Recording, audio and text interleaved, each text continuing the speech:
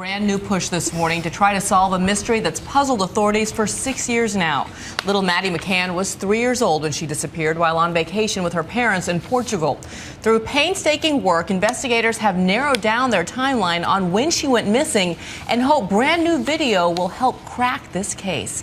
ABC's Jeffrey Kaufman has more in London. Good morning, Jeffrey. And good morning to you, Bianna. Hard to believe, but 6 years after their little daughter disappeared, the parents of one of Britain's most famous missing children say they are greatly encouraged by the new developments in the investigation.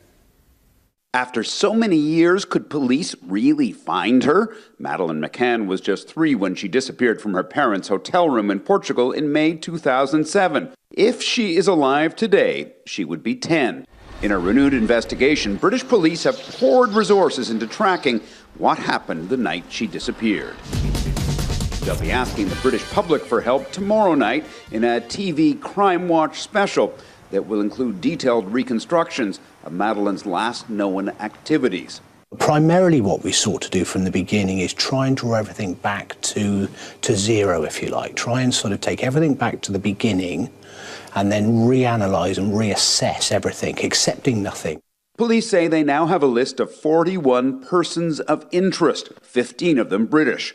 By combing the phone records of thousands of tourists and residents who were at the Portuguese resort when Madeline disappeared, they hope to narrow down that list. We are focused on the area between 8:30 and 10, and we know that at around 10 p.m. that was when Mrs. McCann found that Madeline was missing.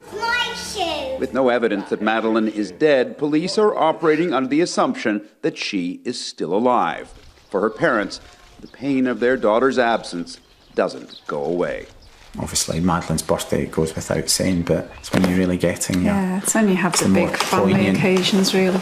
That's basically, isn't it, a family occasion? Yeah. And you haven't got your complete family.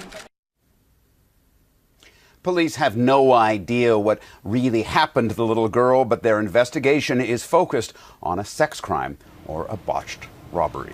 Dan?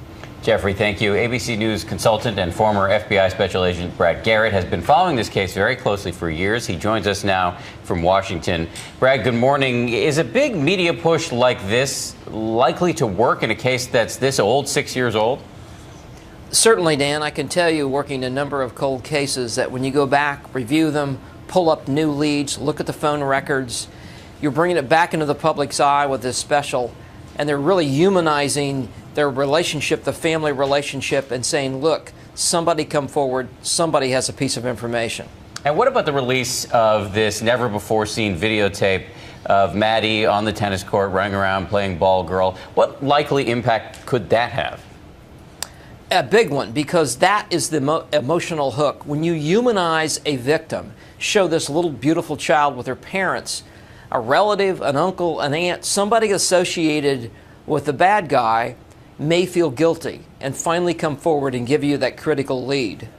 Brad, let me ask you a bit of a tough question. I know you followed this case quite closely. Here we are 6 years out. What does your gut tell you after many years in law enforcement? Is it possible she is truly alive?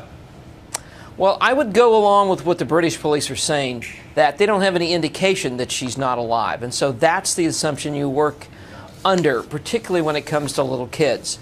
So without knowing the motivation, Dan, of the bad guy, it's hard to assess other than, let's say she's still alive until proven otherwise. Let's all hope she is indeed alive. And we appreciate your analysis as always, Brad. Thank you.